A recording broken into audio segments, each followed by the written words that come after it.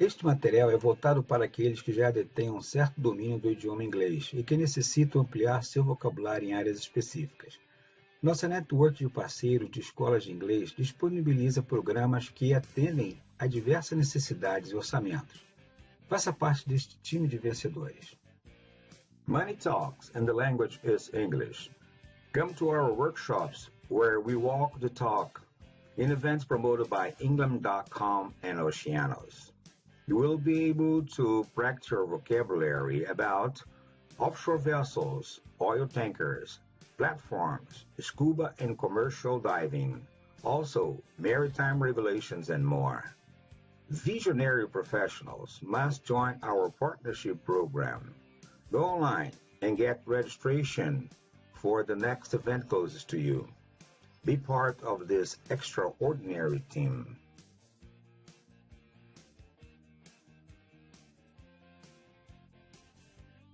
Welcome. We are glad for having you watching this video, which contains compilations of other material related to the subject. You will certainly enjoy the matter, and we hope to see you soon in our workshop events. On this section, we are going to take a look at oil tankers. We thank the Modern Marvels Internet material available, which helped us to develop this project. They are the largest moving objects ever built. Their fleet carries over 100 million tons of oil in a single day. Targets in wars and targeted by environmentalists, they are an essential lifeline to industrialized nations around the globe. Now, oil tankers on Modern Marvels.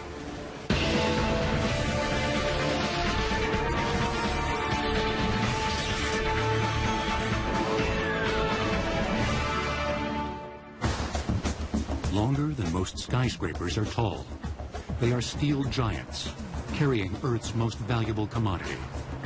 Oil tankers transport over half of the nearly 80 million barrels of oil the world consumes on a daily basis. In an oil-dependent world, no nation consumes more than the United States. But America only produces about 1/3 of its needed supply. The rest must be imported from thousands of miles away. Regretfully, oil is found in some locations that are a great distance from markets such as the United States and in Europe. And the only way to move that is either by ship or by pipeline. Oil tankers come in a range of sizes and are classified by their DWT, or dead weight tonnage, which is a tanker's weight when fully loaded. The 5 dominant classes are named Panamax, Aframax, Suezmax, Very Large Crude Carriers, or VLCCs, and Ultra-Large Crude Carriers, or ULCCs. The latter two are more commonly referred to as supertankers. In some cases, a tanker's classification name also specifies the region in which it can safely operate when fully loaded. For example, a Panamax is the largest tanker that can pass through the Panama Canal. A Suezmax is the maximum size tanker that is permitted to transit the Suez Canal. Larger tankers, such as supertankers, have drafts that are too deep and must use alternative waterways. Although oil tankers come in a variety of sizes, they're all built for one singular purpose: to carry oil. Lots and lots of oil. And this lone intent is reflected in the tanker's design. Beneath the steel skin of an oil tanker are a series of tanks subdivided by bulkheads. In a large-sized tanker, tanks are generally divided into 3 compartments that extend the width of the hull, and as many as 40 compartments that extend the length of the hull. The reason for doing that is to prevent the cargo sloshing and to provide stability. I think often the easy way of explaining it is if you were to carry a large bowl of water, I think one becomes very conscious of the fact that it's difficult to maintain the stability. If you can subdivide it by putting in divisions, it makes it a much more stable cargo. Aft of the cargo tanks, at the stern of the ship, is a lone tower known as the superstructure, which houses all the necessary control rooms and crew accommodations. The remainder of a tanker's deck is an array of pipes used to transport oil, either into or out of the tank compartments below. As soon as an oil tanker leaves port, it becomes an entirely self-sufficient floating city, capable of producing all of its own electricity. They have huge generating units and generating electricity to not only keep the cargo contained and heated, but also to heat the ship and to run the equipment. They're very large power plants moving across the ocean. And the larger the tanker, the more easily it can slip through the water.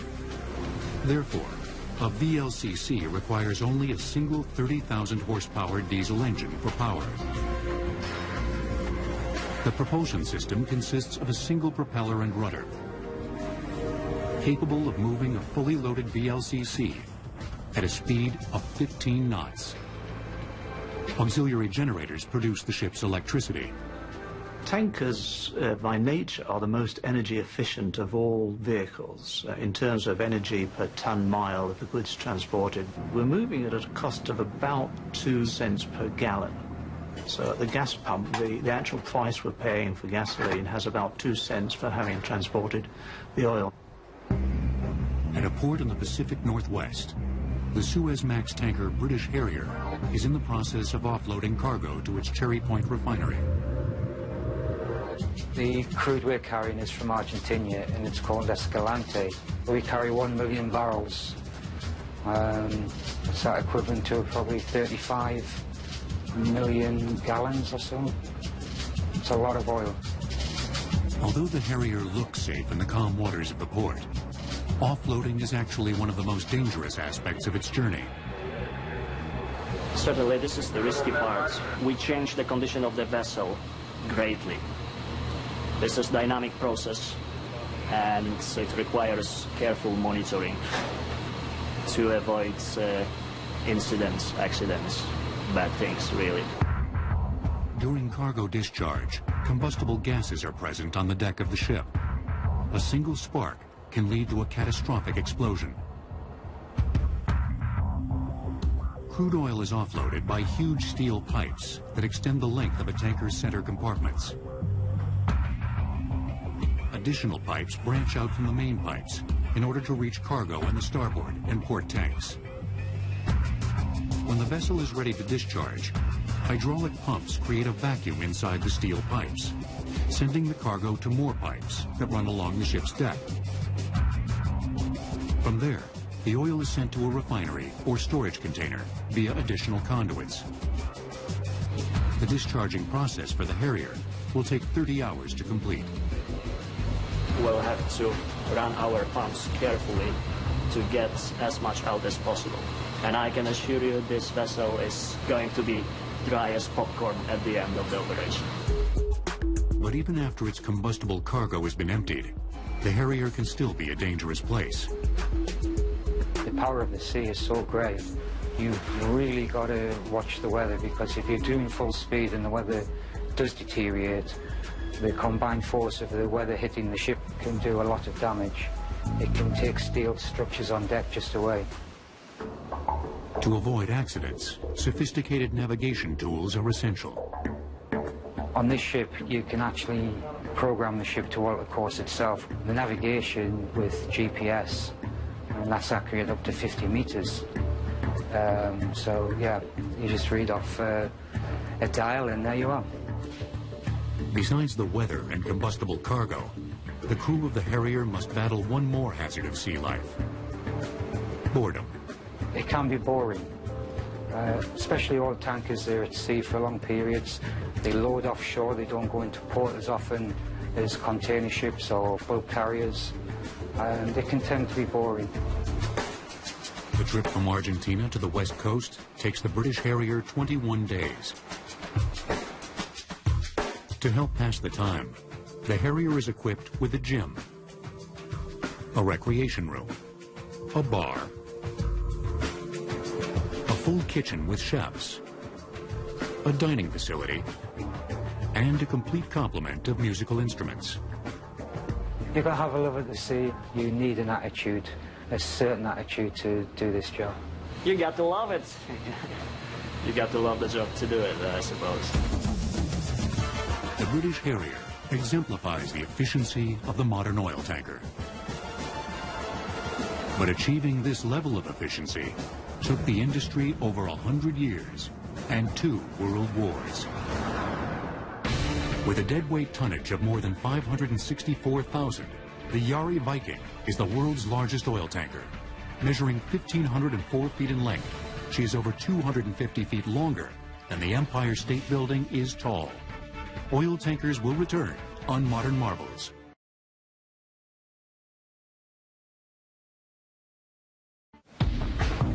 Today's global tanker fleet provides an essential lifeline to the industrialized nations of the world. But transferring oil by ship isn't new. Its history dates back thousands of years, when the Greeks, Romans, and Phoenicians transported oil across the Mediterranean Sea. No, not petroleum oil. Olive oil. Like petroleum oil, olive oil was the most important commodity of its day, and it commonly served as the financial backbone for an exporting nation's economy. Wood ships fitted with multiple sails were built to reach trading posts throughout the Mediterranean. Instead of transporting the oil inside the hull of the ship, the cargo was stored in baked clay amphorae. During the Middle Ages, ship trading expanded as it became cheaper and safer to traverse the world's oceans and seas. In the centuries that followed, the developments of ocean-going warships and efficient merchant carriers also led to a rapid expansion of commerce. But it was the 1859 discovery of oil by Edwin Drake in Titusville, Pennsylvania, that would bring overseas shipping to new levels of prosperity. 2 years after striking black gold, 3 million barrels of oil were being pumped each year in Titusville, with the majority of it being refined into kerosene.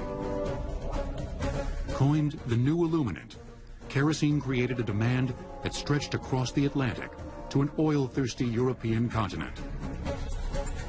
In November of 1861, the Elizabeth Watts made the first transatlantic shipment of oil from Philadelphia to London.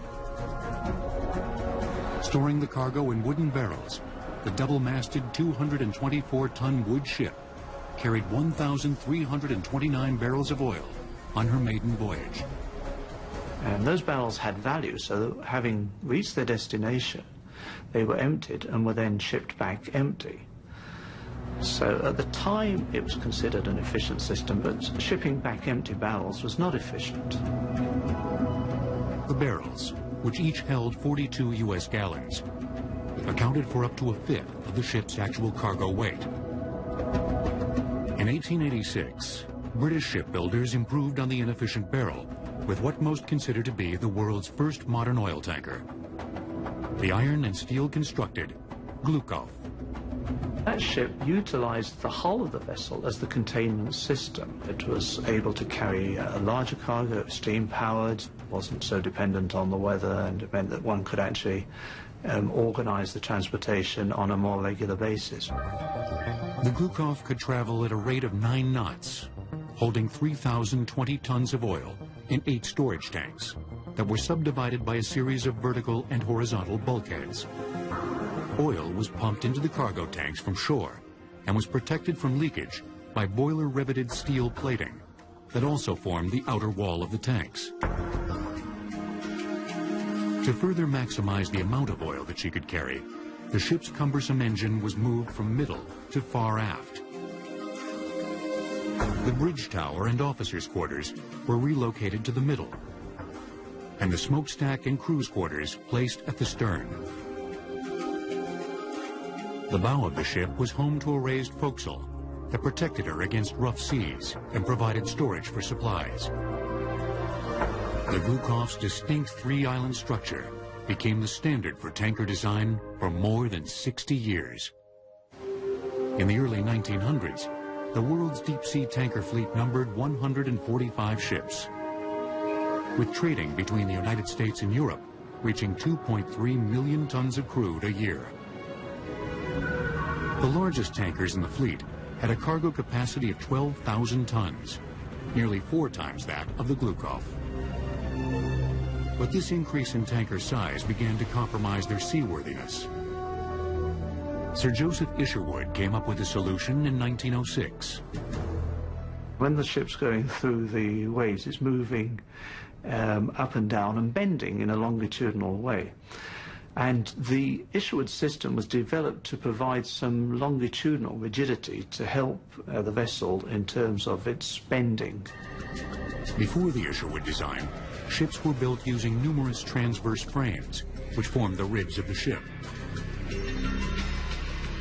In Isherwood's design, the ship's frames ran fore and aft, along the length of the ship, parallel to the keel.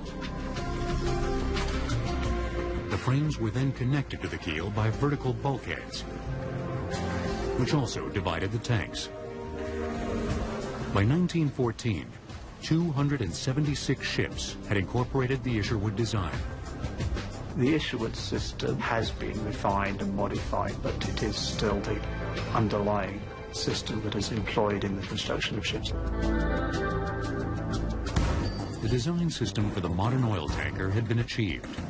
But the onset of the First World War would bring about a new breed of tanker for the military, called an oiler, and a new method of transferring oil, known as underway replenishment.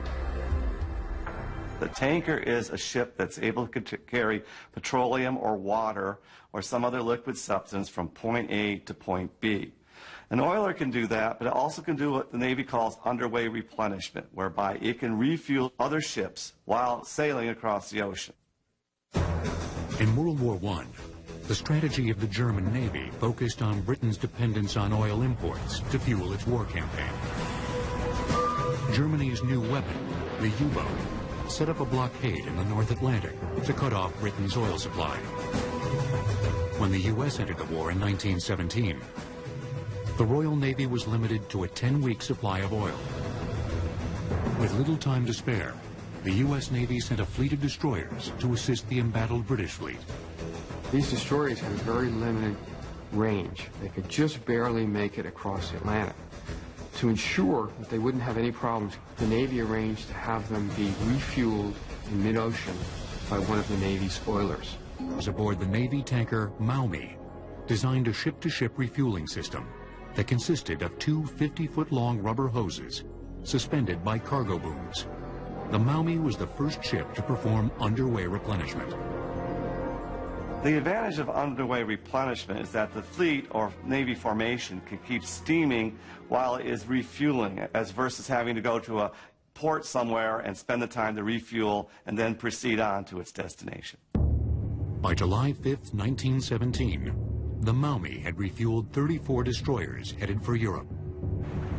They helped break the German U-boat blockade.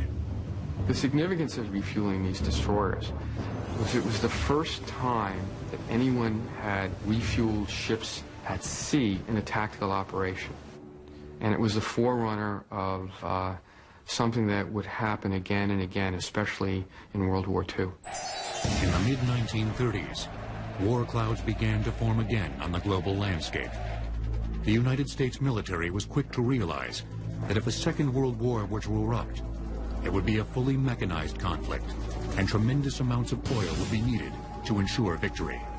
The Navy laid out a very detailed structural plan on how the Navy was going to get from the west coast of the United States to the Far East to be able to engage its main enemy, which it felt was Japan. So it knew in the interwar years that refueling at sea would become a critical element of this. The Navy needed a fleet oiler in a hurry and looked towards the commercial tanker industry for assistance. In 1939, the Navy purchased the 553-foot tanker Cimarron from the Standard Oil Company. She was a very unusual ship. She was fairly large, but more importantly, she had twin screws. It's a very fast ship with a bulbous bow. They allowed the ship to have a speed of 18 knots at a time when 14 or 15 knots was the norm for a fast commercial tanker. And this speed was very important because this would allow the ship to steam with the fleet. The Cimarron became the prototype fleet oiler for the Navy.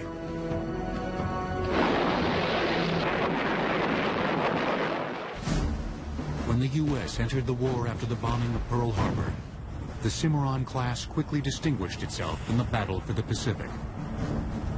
The real significance of the Cimarron class was that it permitted the United States to conduct the famous carrier raids that we're all familiar with. It's a little-known fact that every one of those raids was accompanied by an oiler. And this was because the destroyers all had to be refueled at sea, because they had limited-range vessels.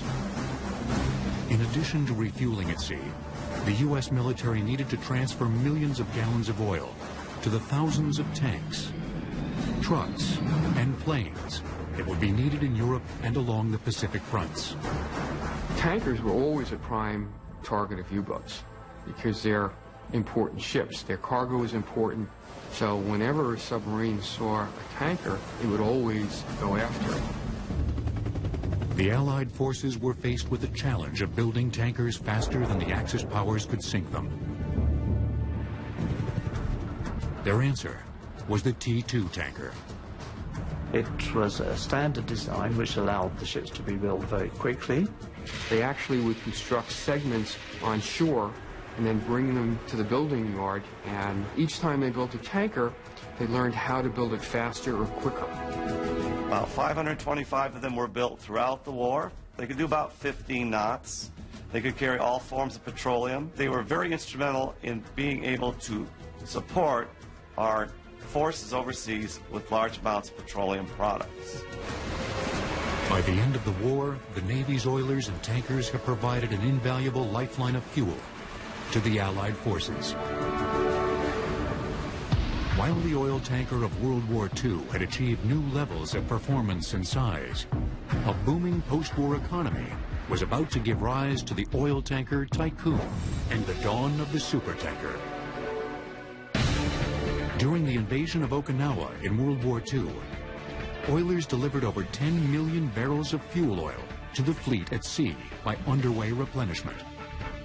Oil tankers will return on Modern Marvels.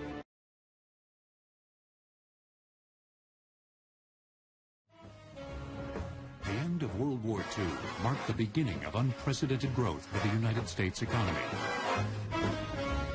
Post-war Americans wanted to drive fast and travel far. By the early 1950s, American imports of petroleum products exceeded exports for the first time. Oil companies and ambitious entrepreneurs were eager to feed America's high demand for oil and took advantage of a unique opportunity. After the Second World War, the U.S. government has over 600 tankers of all sorts. The American oil companies put pressure upon the U.S. government to sell off these surplus T-2 tankers. So for about 4 years, the United States sells over 400 of these 600 tankers to American and foreign oil companies. Many of the T-2 tankers were retrofitted by their new owners so that they could carry more cargo. Using a process called jumboizing, the ships were cut in half, and an extra section was added to the middle, thus doubling the tanker's storage capacity. The 1950s also saw a trio of independent shipping tycoons begin to stake their claim in the burgeoning oil trade.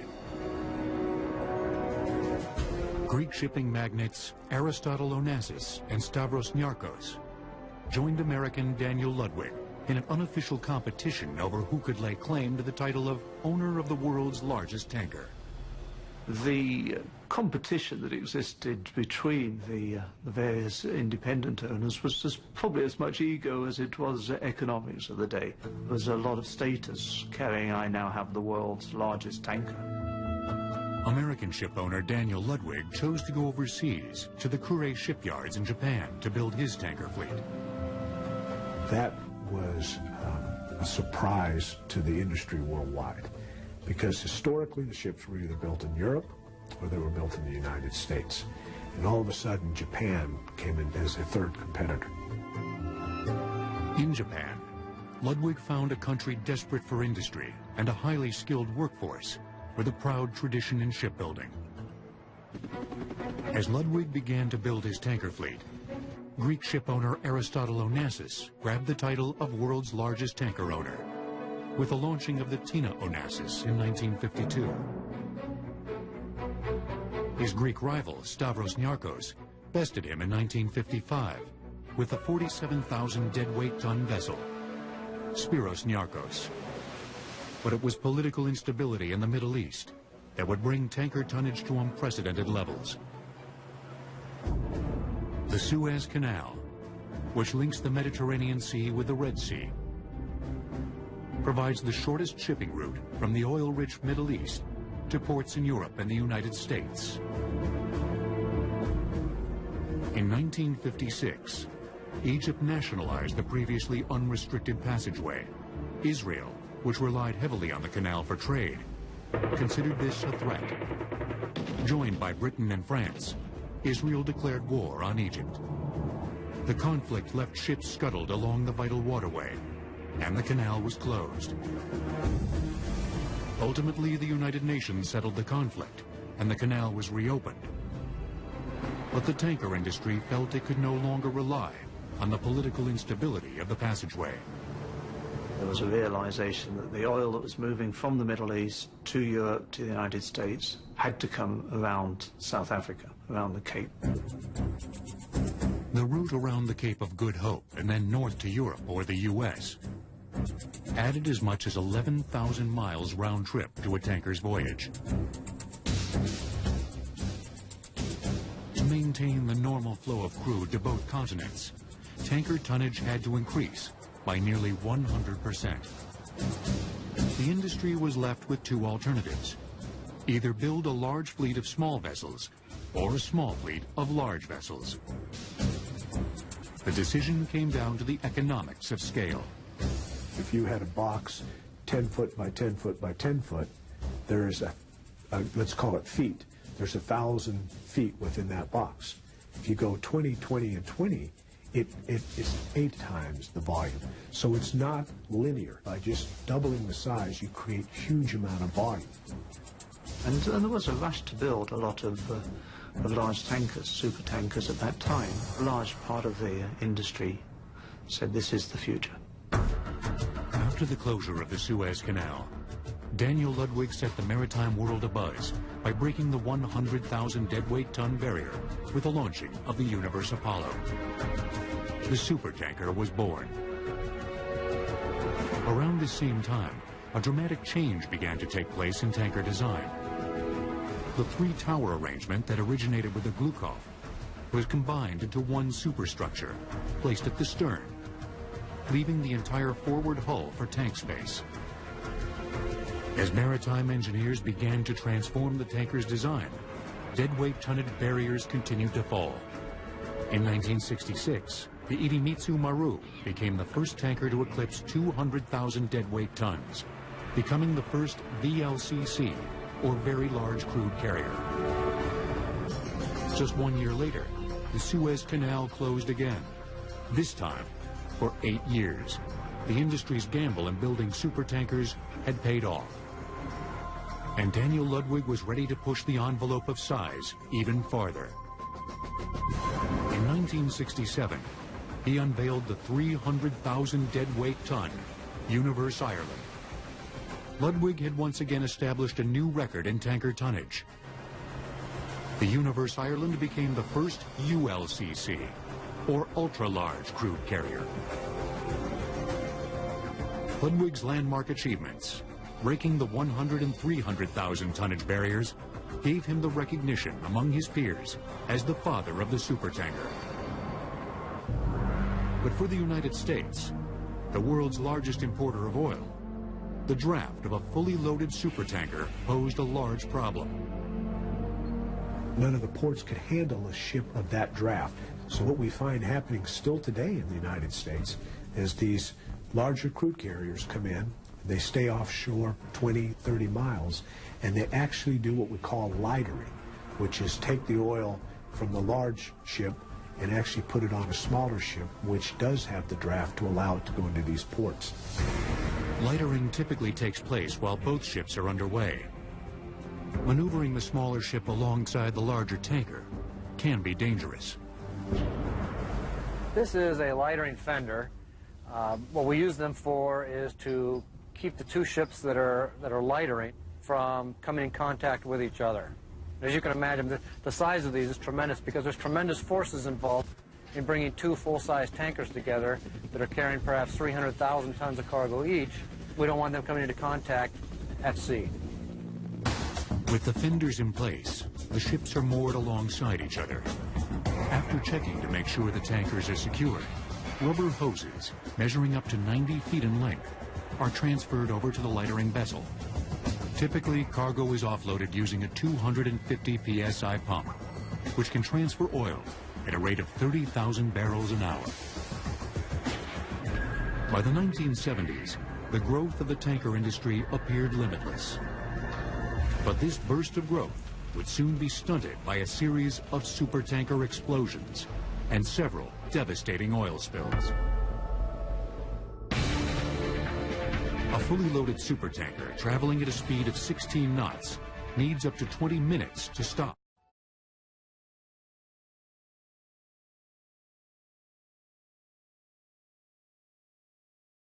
The supertanker brought about a golden age in the oil tanker industry. But starting in 1969, a series of accidents placed the industry under scrutiny. In a very short period of time, there were 3 major tanker explosions. That led to immediate concern. The entire concept of the tanker was in jeopardy, as speculation rose that tankers might be floating time bombs, capable of igniting without a moment's notice. An investigation into the accidents found that each explosion had occurred during the washing of the vessel's cargo tanks. When you drain the cargo tanks of the oil, there's always a residual buildup on the inside of these tanks. So what we use is a high-pressure washing system. It's automatic within the tank, and when you induce oxygen through this spraying system, you've got a combustion potential. And the velocity of that spray system actually picked up static electricity. When it hit the sidewall, it created a spark, and the vapors coming off ignited. And it was tremendous tragedy. To fix the problem, engineers designed an inert gas system, or IGS. During cargo discharge, flue gases produced by an oil tanker's boilers are sent to the IGS. The system converts the flue gas to an inert gas, distributing it to the ship's cargo tanks and displacing the oxygen. Today, inert gas systems are mandatory aboard every oil tanker in operation. After the supertanker explosions of 1969, the industry would soon endure another crisis. By the mid-1970s, world demand for oil products began to taper off. The industry, which had greatly increased its tanker fleet due to the closures of the Suez Canal, was suddenly left with a surplus of ships. A lot of the ships that were built in the late 70s in particular went straight to layup. Several of those ships were never used, and in fact within a handful of years many of those ships were sent for demolition, for recycling, without ever having carried a cargo. By the late 80s, the demand for oil products was again on the rise. New tankers were being built, and the industry showed signs of a full recovery. But its momentum would be short-lived, as an environmental disaster was about to change the industry forever. Since the dawn of the supertanker, hundreds of millions of gallons of oil have been spilled in oceans throughout the world. But no oil tanker spill has had a greater impact on the industry than the grounding of the Exxon Valdez in 1989. On March 24th, the single-hull Valdez hit a reef, fracturing its hull. The result was the leakage of approximately 11 million gallons of its cargo into a pristine environment. The Exxon Valdez severely damaged the local environment around Prince William Sound in Alaska. The oil then drifted to the west and continued to damage coastline along Alaska.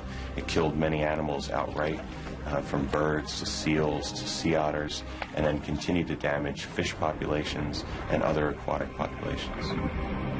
The Exxon Valdez oil spill was regretful, not only for Exxon itself, but for all the industry. But what it taught all of us is even though we were operating as safely as possible with the emergency response equipment that we thought was adequate, we learned that we needed to do even more. After the grounding of the Valdez, public outcry and political pressure led to new legislation for tankers entering U.S. waters. The Oil Pollution Act of 1990 effectively mandated the introduction of double hulls. The double hull basically provides for protection from collisions and groundings. And those incidents represent something like 50% of the incidents that tankers are involved with. So the double hull is providing immediately an enhanced level of protection. OPA 90, as it's known throughout the industry, requires all tankers entering U.S. waters to be double-hulled by 2015. However, in Europe, the tanker spills of the Erika, and later the Prestige, created a new set of legislation from the International Maritime Organization. The Prestige was an incident that occurred in November 2002 off Spain. Unfortunately, it led to a very bad pollution, very major pollution of the beaches of Galicia. It also led to a lot of new legislation. It has led to an accelerated withdrawal, forced withdrawal of single-hull tankers. The international mandate, which has not been adopted by the United States, requires tankers to be completely double-hulled by 2010. But the tanker owners doing business in U.S. waters have more immediate concerns than the double-hull deadline. They have to make sure their current fleet of tankers can pass the stringent maritime regulations enforced by the U.S. Coast Guard. The U.S. Coast Guard has the unique responsibility for being the maritime service that protects America's waterways, ensures safety and commerce at the same time. When the Coast Guard comes aboard a tank ship, our concerns are to make sure that the vessels don't create a pollution hazard to the area. On a warm June day in Long Beach, California, the British Pride has just returned from the Middle East, carrying 2 million barrels of crude oil in its hull. Good morning, Captain. I'm Rick Hawkins, United States Coast Guard. This is David Nguyen and Mike Garcia. How are you doing today? Good morning. Welcome aboard. I'm fine, thank you very much. What we're here today to do, Captain, is conduct your annual Certificate of Compliance inspection. If major problems are found aboard the British Pride, the ship won't be allowed to discharge its cargo, potentially costing the vessel's owner tens of thousands of dollars a day. One of the most important anti-pollution devices on board a tanker is the oily water separator. The system works by processing the oil that exudes from a tanker's machinery and collects in the lowermost part of the ship, known as the bilge. When the oil is diluted with water to acceptable levels, it can then be discharged into the ocean. There are safety systems built into that equipment where, should the oil reach a high level, that alarms will sound and automatic systems come into play. Valves will close, so there's no accidental discharge. Thank you. After examination of the oily water separator, the wheelhouse is tested. We go from hard port to hard cellar. Hot port, hot cellar. That's hard port. Emergency firefighting equipment is checked, and manual control of the ship's rudder is inspected. Upon completion, the vessel is given permission to discharge its cargo. Based on the inspection this morning of the Pride, the ship was in very good condition. The crew, the officers, and the deck crew were very competent and very cooperative. And all the machinery that we inspected was in very good condition and operated as intended. Monitoring the hundreds of oil tankers entering U.S. harbors is a huge responsibility for the Coast Guard. And they're about to get even busier, as the tanker industry is currently undergoing the highest level of new ship construction since post-World War II. The largest oil tanker spill on record occurred in 1979 when two tankers collided off Tobago Island, spilling approximately 280,000 metric tons of oil into the Caribbean Sea. Oil tankers will return on Modern Marvels.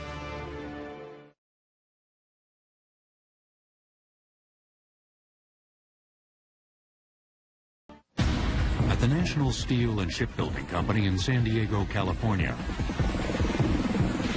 BP is building 4 new Alaskan oil tankers to meet the OPA 90 deadline of 2015.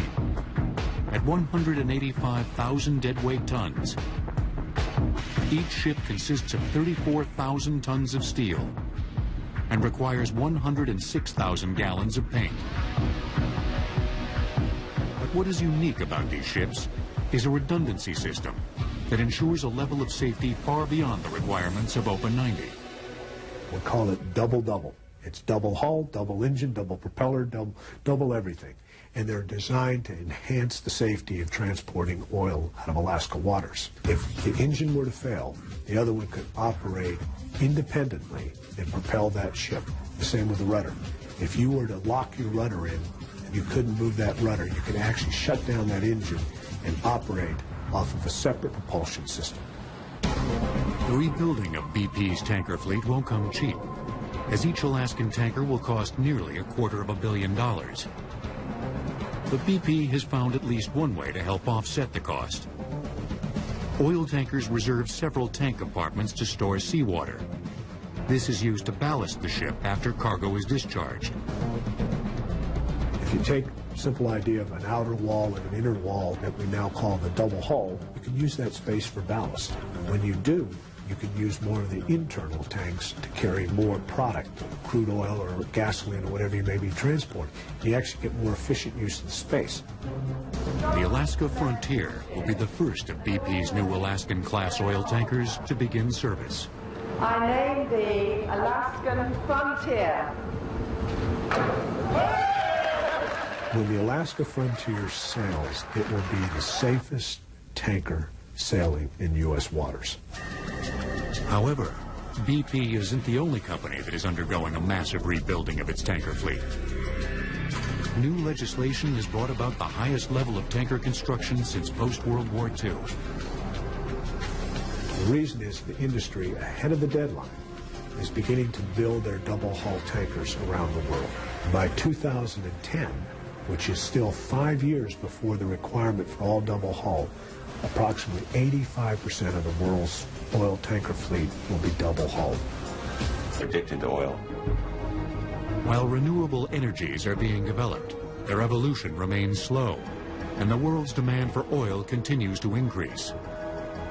But oil is a non-renewable resource, and its supply will one day be exhausted. Today we're talking about oil being available certainly for another handful of decades, 20, 30, 40, 50 as routinely talked about. So for the tanker owner, there is not a real concern today that the world is about to stop shipping oil. In parallel with the exploration of oil and the utilization of oil, gas is becoming a substitute in many cases for oil. It is the growth industry in terms of an energy source. It's cleaner, it burns more efficiently, and has a huge role to play in reducing greenhouse gases and emissions around the world. Transporting natural gas to the United States will be the job of the LNG, or liquid natural gas tanker. LNGs store the gas in liquid state by cooling it to a temperature of -256 degrees Fahrenheit. In addition to their more environmentally friendly cargo, LNGs are less polluting than oil tankers, using mainly natural gas for propulsion. And at 900 feet in length, with a draft of 36 feet, LNGs can enter ports that would be restricted to most large-sized oil tankers.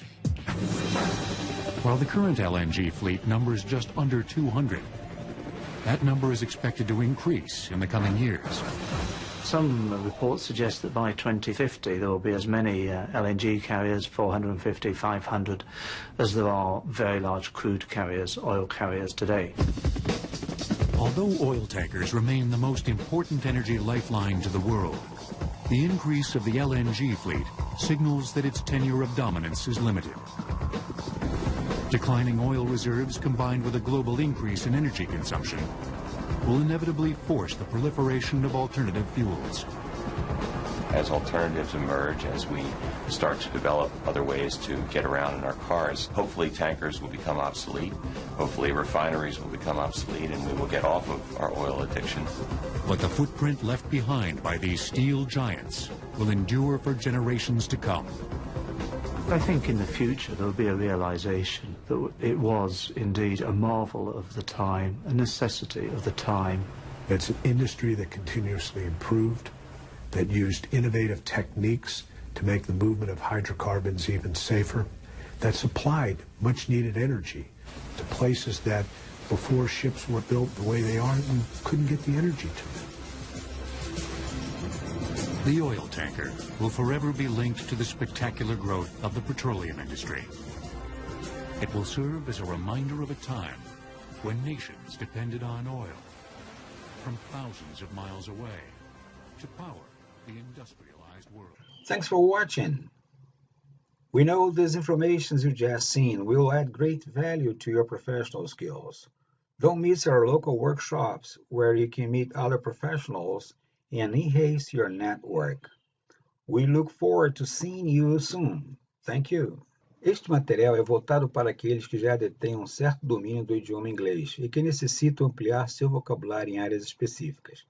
Nossa network de parceiros de escolas de inglês disponibiliza programas que atendem a diversas necessidades e orçamentos.